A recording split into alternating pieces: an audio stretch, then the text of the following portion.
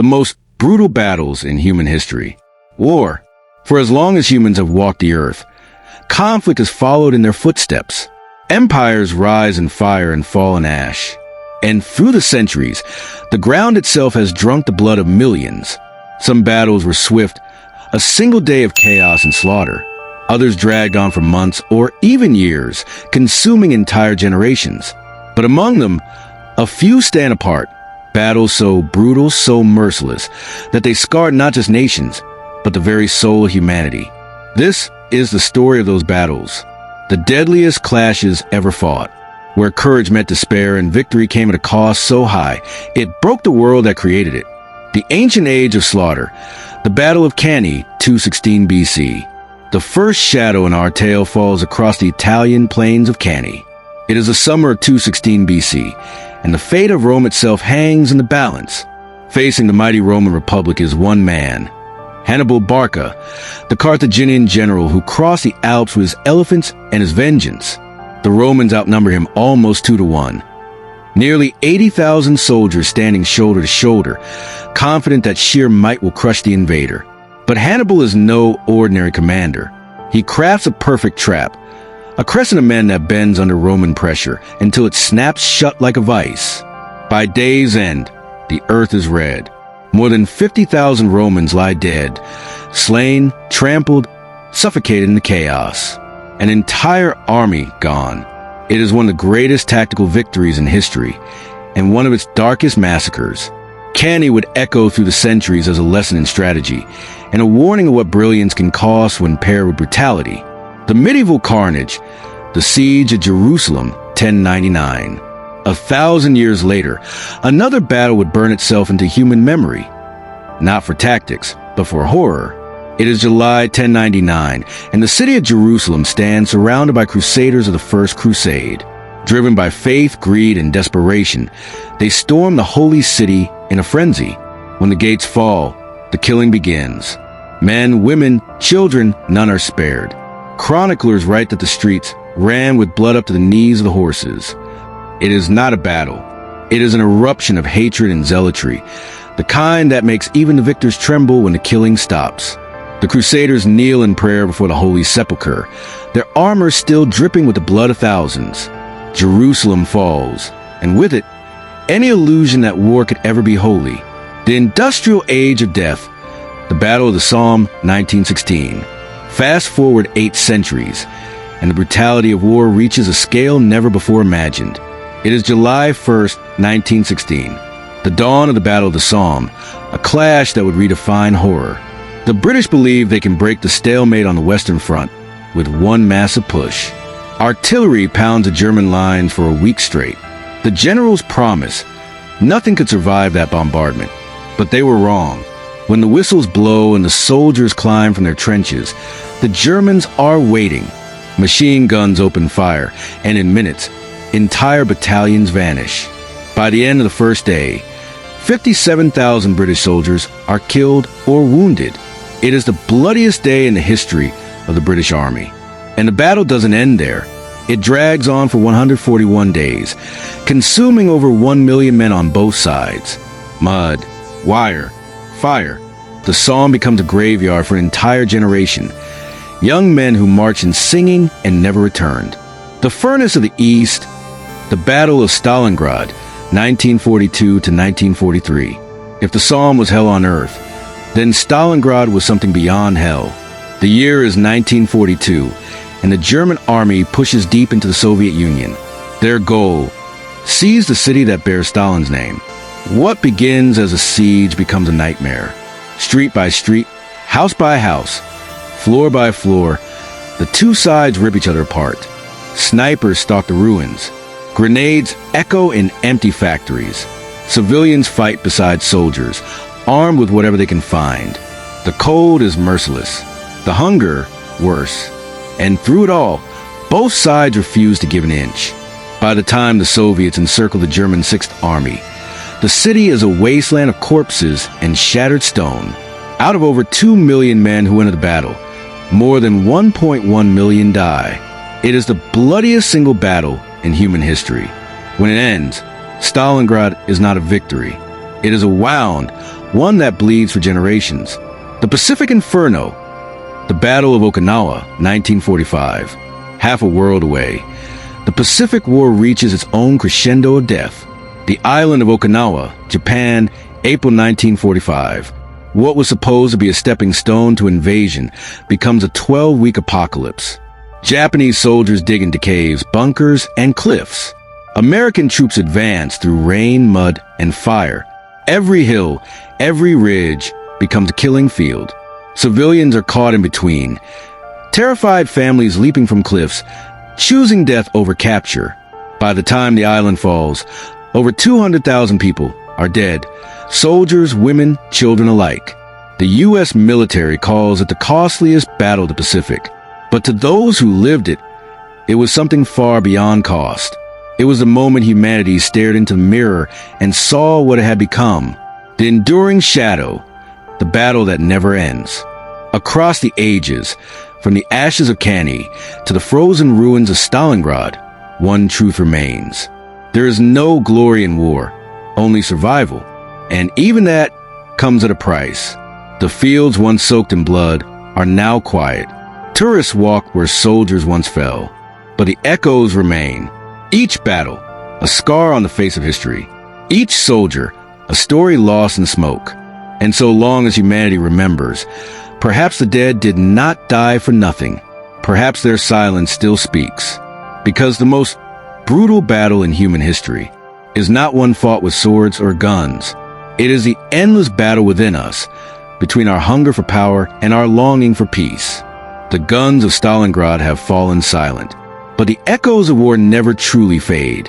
They only travel forward, waiting for new generations to rediscover them. History has many graves, and every grave has a story. Now we turn to those that burn with such intensity that even time itself cannot dim their fire. Verdun, the furnace of France, 1916. France, 1916. A fortress city on the Meuse River. Its name is Verdun, and it will become a symbol of hell.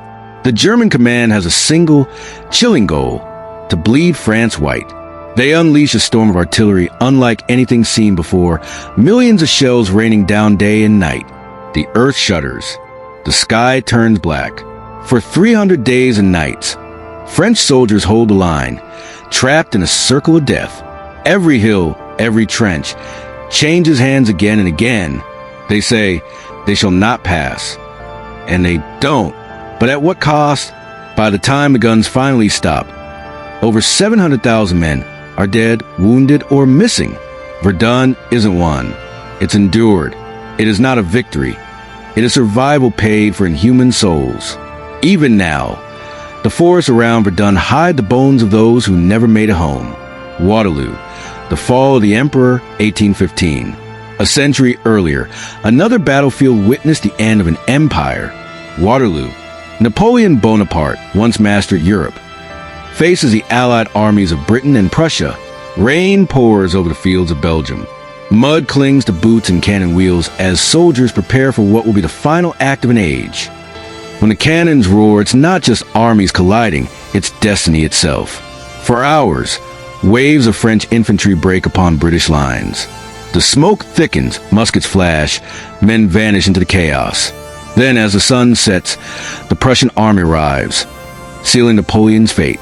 In a single day, over 50,000 men fall, and with them, the dream of a French empire dies. The battle reshapes Europe, redraws borders, and ends an era of kings who thought themselves gods. Napoleon leaves the field defeated, and history takes a breath before the next storm. Gettysburg. The turning point, 1863. Across the Atlantic, another nation tears itself apart. America, 1863. Two armies, one fighting for union, the other for independence, collide in the quiet town of Gettysburg, Pennsylvania. For 3 days, the hills echo with cannon fire. The sun beats down on the wounded. Brothers kill brothers. When General Pickett leads his men in one last desperate charge across open ground, it becomes a massacre. By the time the smoke clears, over 50,000 Americans are dead or wounded. No foreign invader, no empire, just countrymen destroying each other. Gettysburg marks the turning of the Civil War, but also a moment of reckoning. A reminder that sometimes the deadliest wars are the ones fought within a nation's own heart. The Battle of Leipzig, the Clash of Nations, 1813. Before Waterloo, there was Leipzig, the greatest battle Europe had ever seen. For nations, Russia, Prussia, Austria, and Sweden unite to bring Napoleon down. More than 600,000 men converge on a single city. For 3 days, the world burns. Cavalry charges thunder across muddy fields. Cities are turned into fortresses, and when bridges collapse under retreating French troops, thousands drown in the river below. By the end, over 90,000 men lie dead, the largest single loss of life Europe would know until the 20th century. Leipzig is called the Battle of Nations, and fittingly so, for it wasn't just armies that clashed, but the ambitions of entire empires. Dien Bien Phu, the death of colonial power, 1954. A century later, the world had changed, but war hadn't. In the mountains of northern Vietnam, a small valley becomes a grave of a colonial empire. The French dig in at Dien Bien Phu, certain that their firepower and air support will crush any assault. But the Viet Minh surround them. For 57 days, shells rain from the hills. Trenches close in like a tightening noose. Rain turns the battlefield into mud and misery. By the time the French surrender, their flag is tattered, their dreams of empire shattered. The loss at Dien Bien Phu doesn't just end a battle. It ends French rule in Indochina. It signals the dawn of a new age. The age of revolutions, of nations rising from the ashes of empire. Fallujah, the modern inferno, 2004. The 21st century promised peace, but the world had not learned.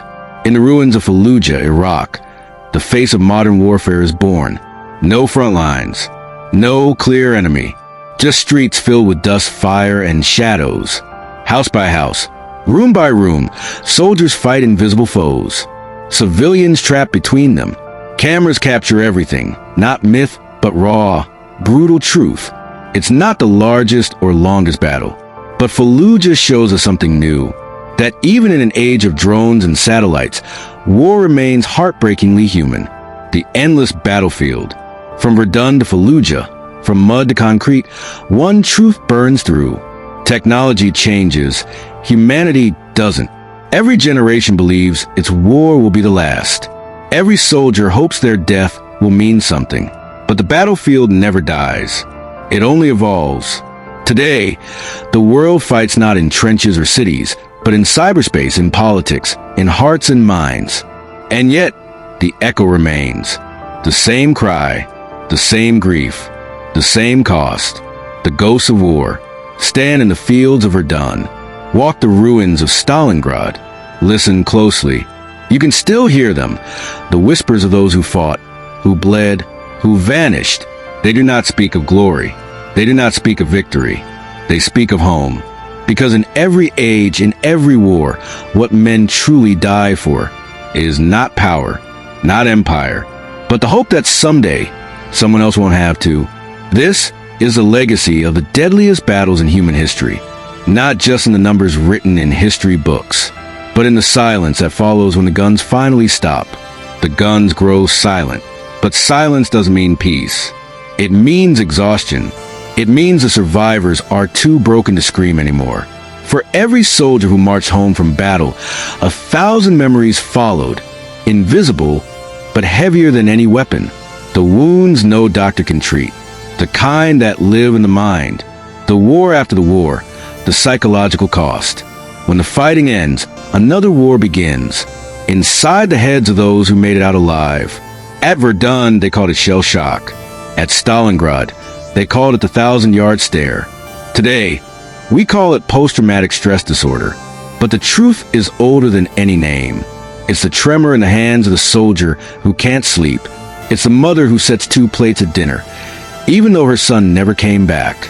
It's the silence between generations, when fathers can't tell their children what they've seen.